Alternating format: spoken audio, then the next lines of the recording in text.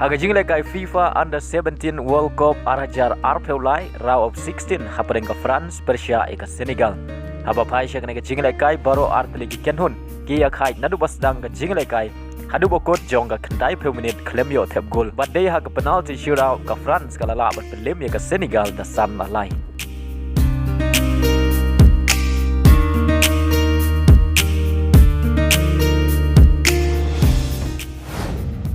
Hagway pat ke jingle kai hapreng ke England Persia ke Uzbekistan. Haba pai syak ne ke jingle kai ke England kalamat ya ke namrem hadin bagala sya Pynliem hakmat ke Uzbekistan da ar la kawai. Wal ada ke Uzbekistan ke habani le kai klem u coach hadin bau referee la ai red card yau coach Shaka. Baleng bagare ke jing job ke Uzbekistan kala yo ban Rung Shaka quarter final jogare ke jingle kai FIFA Under 17 World Cup. Haga jingle kai perlok hapreng ke Austria Persia ke Germany. Haba pai syak ne ke jingle kai ke Germany kala mat biang ya ke namrem hadin bagala sya Pynliem hakmat ke Austria da ar lanan.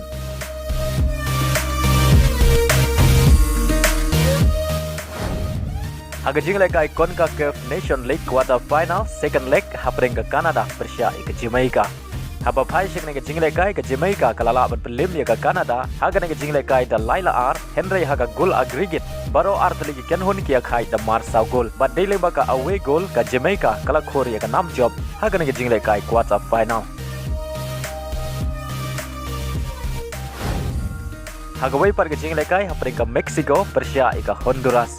Haba pai syak ne ke jingle kai ka Mexico kala la bat Pynliem haga ne jingle kai da Arlanot Henry haga aggregate baro artli ki kenhun ki akai da mar ar goal but dei haga penalty shootout ka Mexico kala la bat Pynliem ka Honduras da saula ar.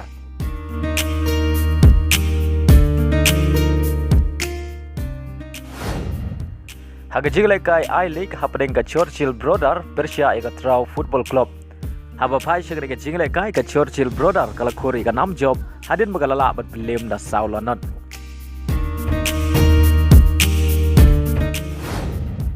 Haga jingle kai hapadeng ke Aizol Persia ka Namdhari. Haba pai syak ke jingle kai ke Aizol kala khori ka nam job hadin bagala la bat Pynliem ka Namdhari da Laila not haga jingle kai halaying.